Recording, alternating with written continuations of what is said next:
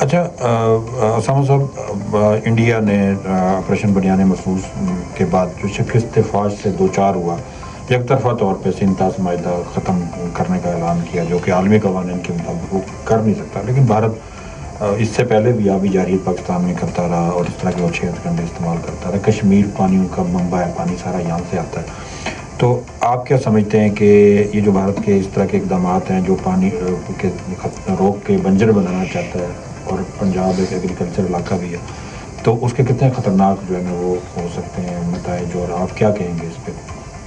وہ ہمارے ایک مثال دیتے ہیں، کسی نے پوچھا تھا جہنم کا راستہ کیا ہے، تو اس نے کہا جہاں جانا نہیں تو وہاں راستہ کیوں پوچھوں. ہم انشاءاللہ اس کی یہ ضرورت ہی نہیں ہے کہ پانی بند کر سکے، تو ہم اس کے بعد بھی ہم پالیسی کیوں دیکھیں.